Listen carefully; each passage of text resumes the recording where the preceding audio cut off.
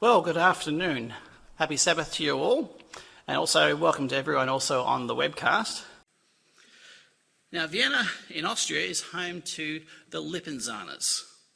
Now, carefully bred since the 16th century, they combine power, flexibility, and beauty. Now, audiences marvel at the Lipinzaners' precision. Now, the young steeds are enrolled at near age 4, and it takes 4 years of training to prepare the horses.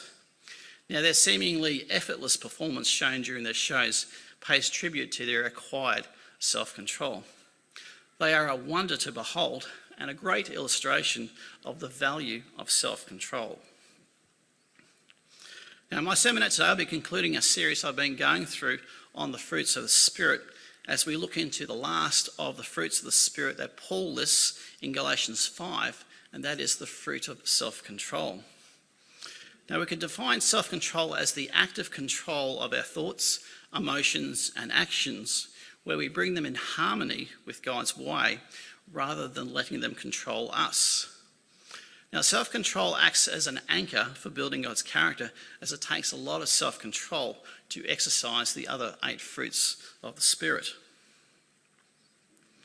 Now, the Greek word translated self-control, enkratia, is derived from 2 other Greek words, en and kratos.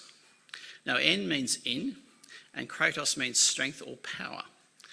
Now, from kratos, we get our English word democracy. And from these Greek roots, we see that enkratia essentially means power or strength within. Now, my previous message on meekness, we saw that that word comes from the Greek word praetes, meaning strength under control. So these last 2 fruits are very close in meaning to each other. Now, when we looked at meekness, we explored the attitude of humility that motivates proper self-control of our passions and our desires. Now, today, we'll look at the discipline that helps make this self-control possible. Now, 2 proverbs draw a stark contrast between not having self-control and the great value of having it. Now, the first says, like a city whose walls are broken down is a man who lacks self-control. That's Proverbs 25, verse 28. The second states, he who is slow to anger is better than the mighty, and he who rules his spirit than he who takes a city. And that's Proverbs 16:32. Now, it's important that we control our emotions so we don't do things that we later regret.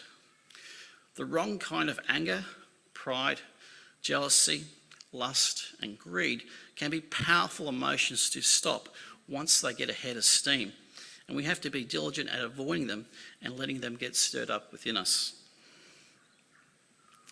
Now, on page 24 of our United Church of God booklet, The Fruit of the Spirit, Don Hooser writes, "We need self-control to avoid not only outright evil, but also too much of the good things. Proverbs 25:16 cautions, 'Have you found honey? Eat only as much as you need, lest you be filled with it and vomit.' Now, people often lack the self-restraint to stop when they should. People overeat, overdrink, overspend, and overindulge in lots of things. We must rule our appetites rather than letting our appetites rule us. Overindulgence can lead to intoxication and or addiction. In either case, the person is then really out of control." End of quote. Now, a key to understanding and developing self-control is to understand how habits are developed and can be changed. Now, we're all creatures of habit. A habit is a learned pattern of acting, a way of behaving that has become routine. The more times that we respond to certain stimuli in the same way, the more worn the neural pathways in the brain and nervous system become. Eventually, our responses, how we act, think, or feel, become automatic to a specific stimulus. Doing something the right way enough times, such as picking up after ourselves or refusing that extra drink, builds good habits. Conversely, if we choose the wrong option enough times, procrastinating or becoming impatient or whatever, we will form bad habits. Now, the neural pathways in our brain grow and shrink based on how often we reinforce or refrain from a particular way of acting or thinking. Now think of the neural pathways in your brain like a grassy path. The more we tread on the same path, the more that path develops. Now if we keep going down that same path enough, that automatic behaviour turns into a rut, like the wagon wheel ruts on the trails out to the American West. Now thankfully, if we've developed bad habits, the reverse can happen. If we resist going down the path long enough, it shrinks and becomes like a grassy path that slowly becomes overgrown. The habit loses its power and is no longer automatic like it used to be. Now, the first step in taking control of ourselves and overcoming bad habits is to be convinced that breaking the bad habit is worthwhile, rather than vacillating between wanting and not wanting to change our behaviour. In John 16:8, Jesus said, and when it, talking about the Holy Spirit, has come, it will convict the world of sin and of righteousness and of judgment. Now, the power and prompting of the Holy Spirit convicts us of sin and righteousness. Too often we want to take the path of least resistance, which all too often is not the right way. We need to keep our focus much more on the long-term problems and hurt that our sinful habits cause, and less on the sin's short-term benefits. We need God's Spirit to convict us more deeply. Only God's way works in the long run, and to give us the power to live with godly self-control. Now, the second step to breaking bad habits is to understand the influences or situations that spark old habit patterns and avoid them whenever possible. Now, Solomon in Proverbs 5 talked about not even going near the door of an adulterous woman. Now, the third step is to show wholehearted discipline in avoiding the bad habit and replacing it by repeating a right pattern of behaviour as often as you can. Now in 2 Corinthians 10 verse 5, we read that we are to bring every thought into captivity to the obedience of Christ. Now if we want to overcome our sinful habits, a half-hearted approach just won't cut it. Our effort needs to be wholehearted, even though we will fail at times, which is a natural part of the process. The more often you do the new habit instead of the old one, the more automatic the new behaviour will be, and the less automatic the old behaviour will be. Now, depending on the habit, experts say it usually takes between 1 and 3 months to form a new habit and for it to become automatic if we are consistent in not reinforcing the old behaviour. Now, most people slip from time to time in the process of struggling against a bad habit. Now, failure is certain only if you give up. Get up and start again and keep at it. Now, some of you will remember Mr. Armstrong's booklet, The 7 Laws of Success. The very important 6th law of success is perseverance. Now, the contemporary English version translates Proverbs 24:16 this way: even if good people fall 7 times, they will get back up. Now in Romans 8:14 we read, for as many are as led by the Spirit of God, these are the sons of God. Now normally God's Spirit only leads us. It doesn't push us, it doesn't force us. It leads us, and then we have to make the choice to follow that lead or not. And in 1 Corinthians 14:32 we read, the spirit of the prophets are subject to the prophets. We have to do God's will because we want to, not because we have to. For the most part, God leads us with gentle promptings by his Spirit on our conscience. This is because to build true character in us, the good that we do needs to be by our consent. God's Spirit doesn't force us to do anything, but it does work with our conscience as that still small voice from God that helps motivate us as well as empower us to do the right thing. Now there's a battle that goes on in our minds all the time between the flesh and the spirit. Now that battle is clearly defined by the word but. For example, God's Spirit will motivate us to be patient with some guy who's really giving us a hard time. If we say, I know I should be patient with this guy, but, and then we act on the but, we've poured a little bit of water on the Holy Spirit. Now, the same could happen where we have offended someone who may have also hurt us as well.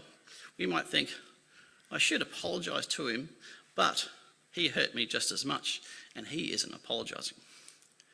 Do we act on the thought prompted by God's Spirit, or do we act on the but and refuse to swallow our pride and make peace with our brother? And we might think, I know I shouldn't look at that, but I really want to. Do we act on the first part, motivated by God's Spirit, or on our own lusts? Now, here's one example I'm sure we can all relate to.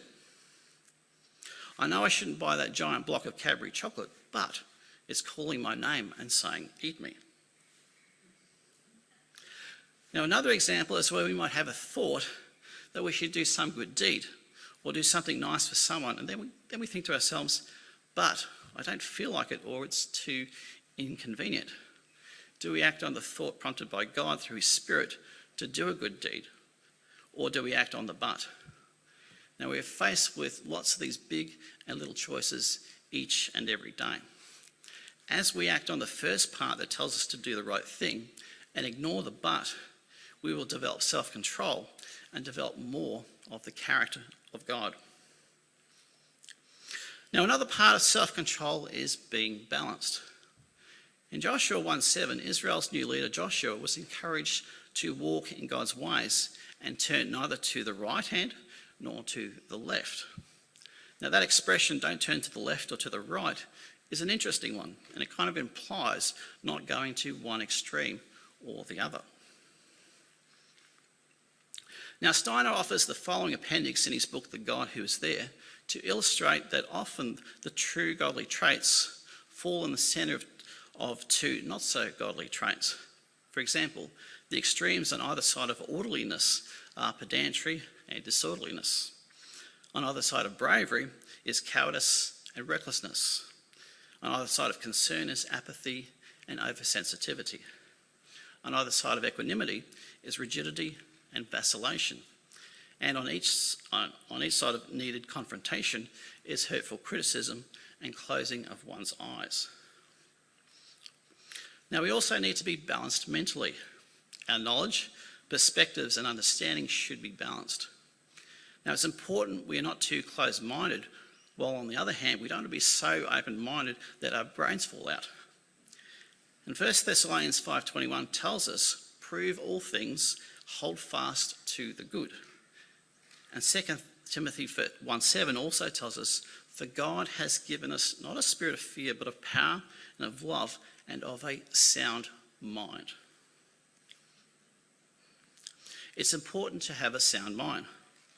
Now, some points to consider in having a sound mind in relation to spiritual knowledge include: don't be dogmatic with scriptures where there are multiple possibilities or the scriptures aren't completely clear.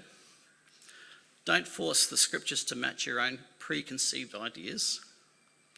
Be humble by having other people who are mature put our views to the test, as opposed to pushing our views onto others, and having a balanced level of importance with our views.